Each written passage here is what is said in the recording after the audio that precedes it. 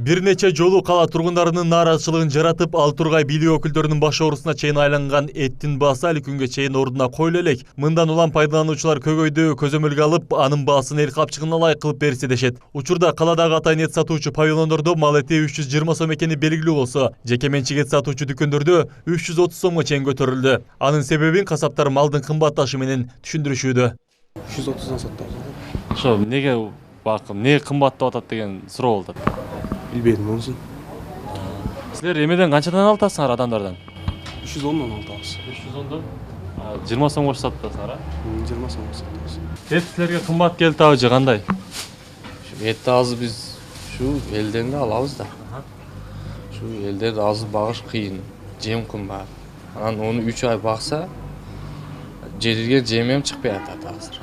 Ошон үчүн кымбат берип атат. Жем кымбат, чөп кымбат.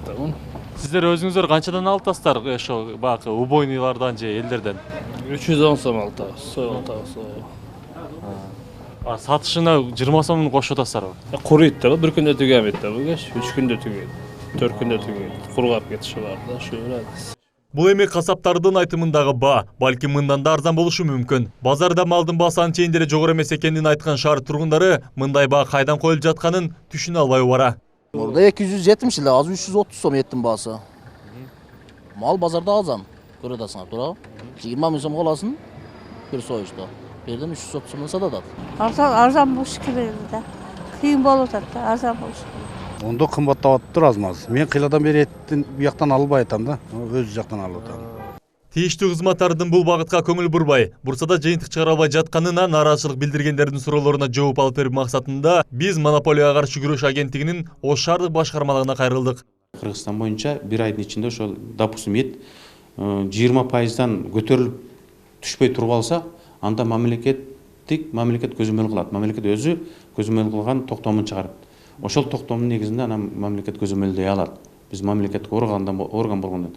Ал эми бул бардыгы баягы жанакы эт, май, сүт, базардагы бардык нерсе бул базар шартындагы товар. Булар өздөрү конкуренция, рынок өздөрү баасын булар өздөрү жөнгө салып турат. Рынок өзү жөнгө салып турат.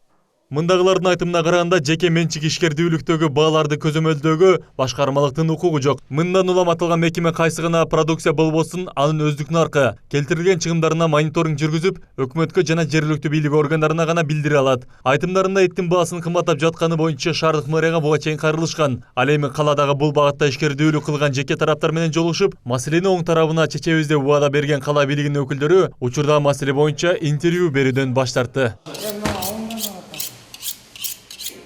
Жеке ишкерлердин продукциясына так бир сумманы айтып, бааларын көзөмөлгө ала албагандан соң, коомчулукка кырдаал боюнча маалымат берүүдөн баш тарткан шаар бийлиги башка жолдорун издеп, калкка ыңгайлуулук түзүп берүүгө милдеттүү. Маселе муниципалдык эт павильондорун ачып, анын өздүк наркы менен элге сатууну колго алуу сыяктуу. Айтор акча табуу кыйын кезинде элдин капчыгына ишерип жаткан бааларга бийлик башындагылар көз салып койсо дешет кала жашоочулары. Абай Нурбайшибеков, Шахрух Иминжанов, Ош Бирим жаңылыктары.